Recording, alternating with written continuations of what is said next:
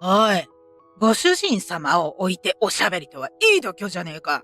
やっぱり仕事しないで遊んでるんだろ。ご飯を食べていたはずの夫が、リモート会議中の私に怒鳴りつけてきました。ちょっと、今取引先と会議中なの。思わず小声で語気を強めに言ってしまった私。すると夫は、それにイラついたのか、ドスドスと足音荒く近づいてきました。私がリモート会議中と知らず、私の左頬にビンタする夫。おい、家政婦、ビール告げよ。結婚後、モラハラが増えた夫に、私はもう耐えられませんでした。同時に画面を見て、ここがちょうどいいタイミングかもしれない。そう確信しました。最後の言葉は、それでいい。通信相手を見た夫は驚愕し、私の名前はミキコ。今年31歳になる会社員です。現在は同い年の夫、深夜と二人暮らし。夫とは29歳の時に婚活アプリで知り合いました。周囲の友達も結婚出産ラッシュの中、みそじを目前に前の彼氏に別れを告げられた私。俺より仕事が大事なのかよって言われて振られちゃった。ミキコが仕事大好きなのもわかるけど、生き遅れるとろくな男と出会えないよ。頑張り屋のミキコだから幸せになってほしいな。ああ、ありがとう。社会人7年目。新人の頃は苦戦していた仕事も最近は楽しめるようになっていた私でしたが、そのせいで彼氏と別れることに。気がつけば仕事もプライベートも両立させてゴールインする友達ばかり。そんな中、独り身になってしまった私を心配する友達。私も早く結婚しなきゃと焦っていました。おすすめされた婚活アプリでいろんな男性と出会うも、なかなか思うように素敵な人と出会えない日々。このままでは生き遅れてしまうと焦っていたとき、今の夫となる深夜と出会いました。はじめまして、近藤深夜です。はじめまして、加藤美希子です。俺、こういうマッチングアプリとかで人と会うの初めてで緊張してたんですけど、加藤さん優しそうで安心しました。今日はよろしくお願いします。そう言ってはにかんで笑う彼の第一印象は、清潔感のある爽やかな好青年。うまくいかない婚活に辟易していたところに、ようやく真面目に未来を考えられる人に出会えたなと、ほっと息がつけた心地になったのを覚えています。エスカレーター、先どうぞ。荷物持つよ。お会計済ませておいたよ。さあ行こう。デート中の気配りも抜群で、こんなに王子様のようによくしてくれる男性がいるなんて、私は夢でも見ているかのような気持ちでした。数回のデートを重ね、無事に付き合うことに。今日、映画見た後どうする？どこか食べに行く？よければ、俺にご飯作らせてくれない？え、いいの？うん。これから一緒に住むことになった時に、俺のご飯まずいって言われても嫌だし。絶対そんなこと言わないよ。週末デートでは、美味しい手料理を振る舞ってくれたり、お皿洗いや洗濯なども一緒にやってくれたりと、家庭的な一面も見せてくれました。何それめっちゃいい彼氏じゃん。羨ましい。うちの夫なんてそんなことしてくれないよ。前の彼氏と別れてよかったんじゃない？今の彼氏と結婚しそうって感じだよね。えへへ、結婚できるといいんだけど。友達に彼のことを話すと、当然好印象な返答。私は期待で胸がいっぱいでした。その後も順調に進むお付き合い。半年後には同棲するようになりました。互いに会社員のため、どちらか先に帰ってきた方がご飯やお風呂の用意をして、片付けはしてもらった方がする暗黙のルール。自然と出来上がっていた持ちつ持たれつな関係性。仕事も頑張りたい私からしたら、本当に理想の相手だなとありがたく感じていました。いらっしゃい、みきこさんね。深夜から話は聞いてるわ。はじめまして。彼の実家に遊びに行った時も、母さん、みきこさんにお菓子をお出しして。はい、ただいま。母さん、俺も手伝うよ。私も手伝います。ありがとう。でも、みきこさんはお客様だからゆっくりしてて。母さん、この紅茶使っていい？ええ。お母さんに優しい男性は、奥さんにも優しいって雑誌に書いてあった。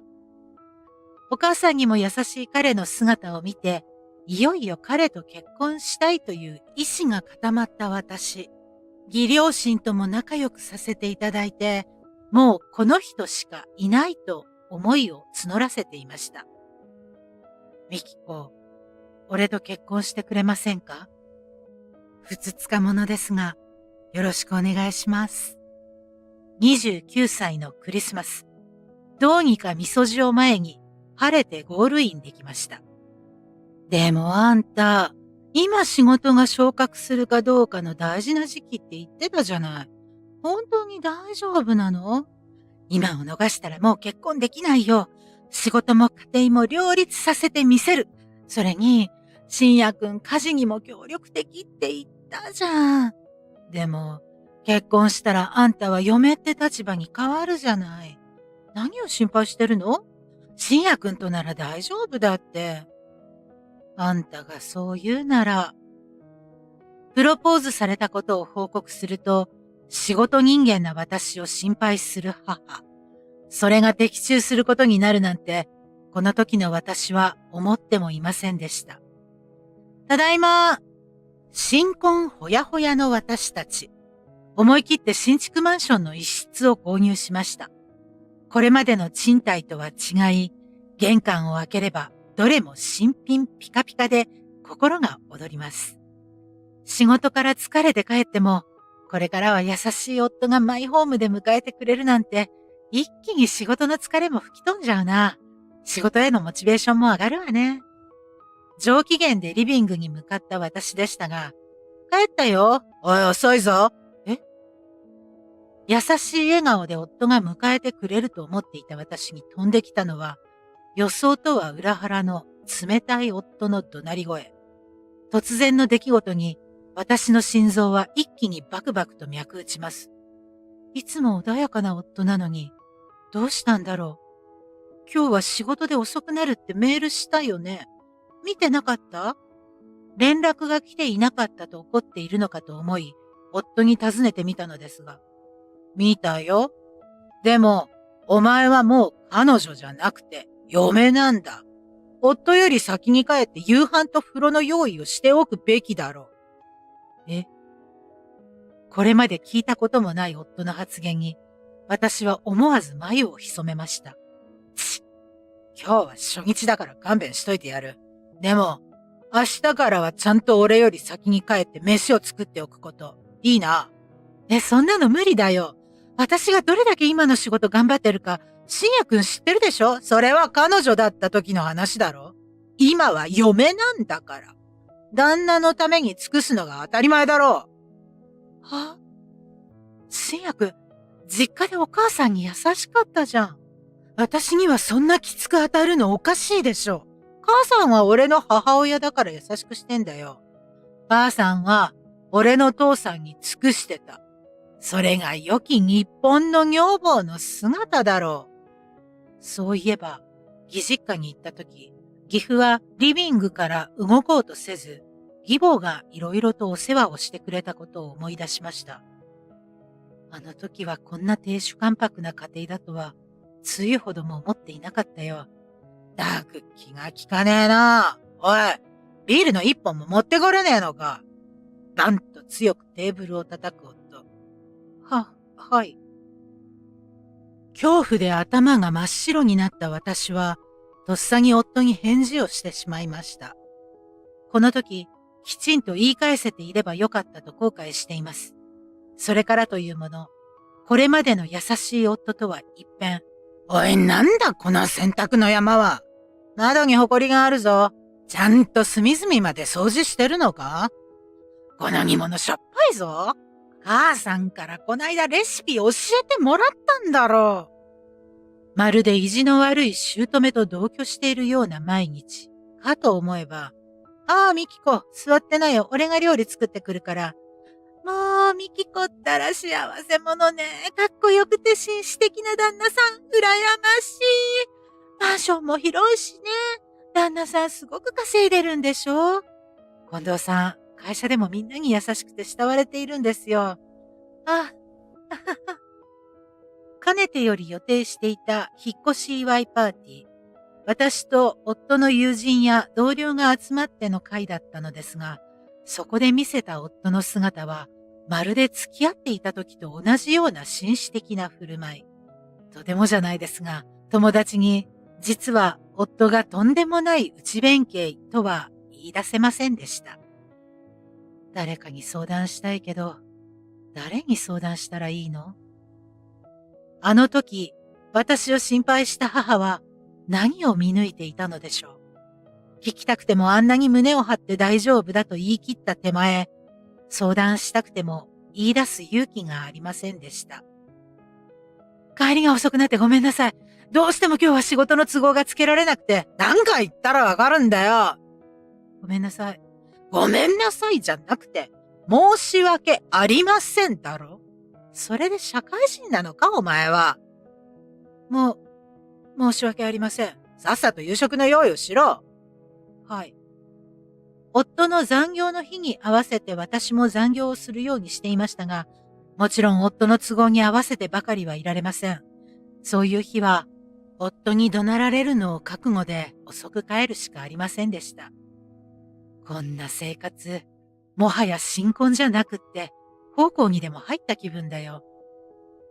おい、何泣いてんだ。俺が悪いみたいじゃねえか。悪いのは旦那様に尽くせないお前だろ。泣くんじゃねえ。そんな。女なんてな、結婚したら家政婦と同じなんだよ。家主に従わないなんてことねえよな。はい、申し訳ありません。いつしか家政婦呼ばわりまでされ、徐々にエスカレートしていく夫の要求。私はいかに怒鳴られないように済むかばかりを考えるようになっていきました。こんな生活耐えられない。離婚したい。でも、もうみそじになったっていうのに、これから再婚なんてできるのかな。それにみんなが何と思うか。離婚という選択肢が浮かんでも、この先のことや周りの目を思うと、なかなか行動に移すことはできません。離婚という言葉が浮かんでは消え、でもやっぱり離婚したいという思いばかりが募っていました。それじゃ行ってくる。行ってらっしゃい。ふう、今日は平和な日だ。夫を見送り、一人きりのリビングにほっと息をつきました。今日は週に一度のリモートワークの日。この日は出社することがないので、いつ夫が帰ってきても大丈夫です。私にとって唯一心穏やかに過ごせる日でもありました。始業時間まで SNS を眺めていると、夫の愚痴を書いているポストが目に留まりました。お風呂の用意をしている間に、夕食のほとんどを夫に食べられ、炊飯器には一口分のご飯だけ。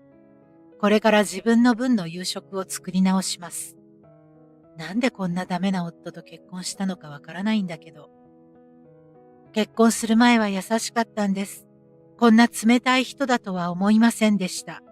世渡り上手で、よそではいい人面をしているので、誰も信じてくれません。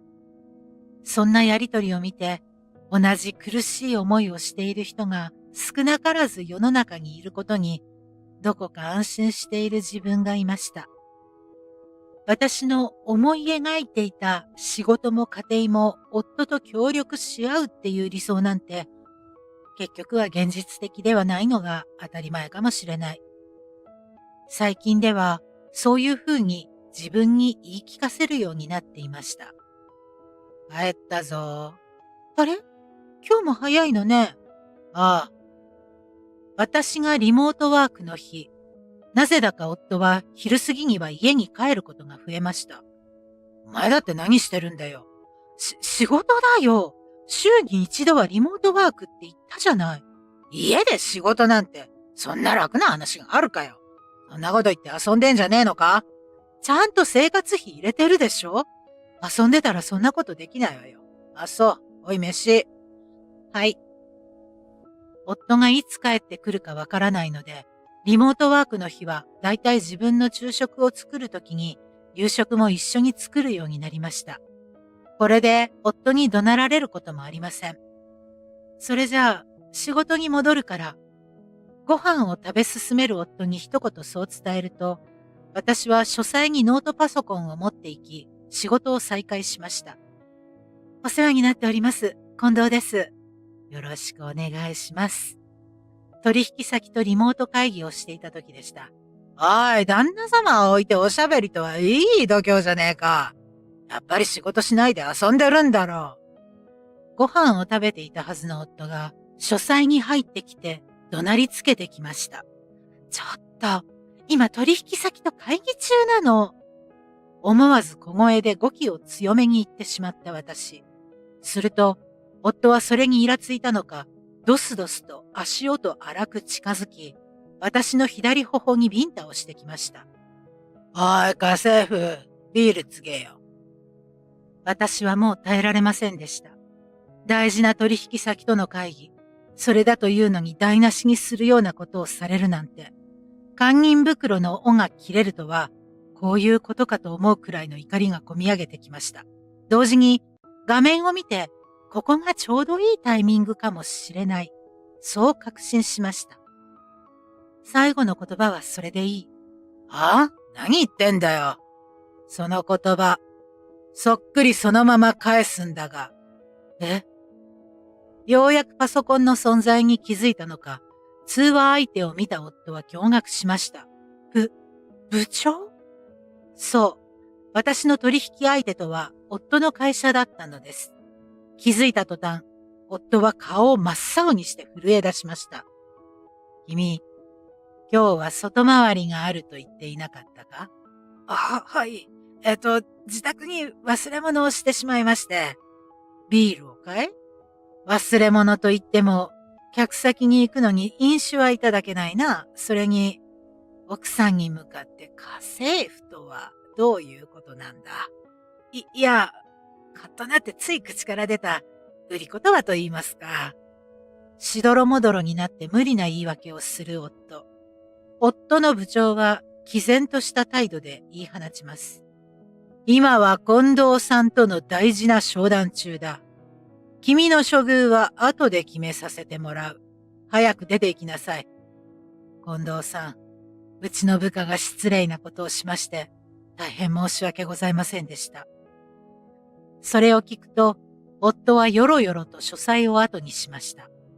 結局、今回の会議は後日改めて行うことに。私は静かに一度玄関の鍵を開け、夫に気づかれないように、再び部屋に戻りました。しばらくして声がしなくなったことに気づいたのか、そっと書斎の扉を開け、入ってきた夫。ビデオ電話が切れている画面を確認すると、お前ふざけるなよ！このせいで俺が降格したらどうするんだ！顔を真っ赤にして私に馬乗りになってきました。警察です！すぐに離れなさい！よかった。ビデオ通話を切るとき、夫が逆上して手を出してはいけないと、夫の部長が警察に通報してくれていたのです。おい、ふざけるな！部長の予想は的中。私に手を挙げたところを警察に取り押さえられた夫は、そのまま現行犯で身柄を拘束。2年の懲役を課せられることとなりました。前科がついたこと、そして度重なる職務怠慢が発覚して、夫は仕事もクビに。このことがきっかけで、やっと私も離婚への意思が固まり、家庭裁判所を通して離婚することができました。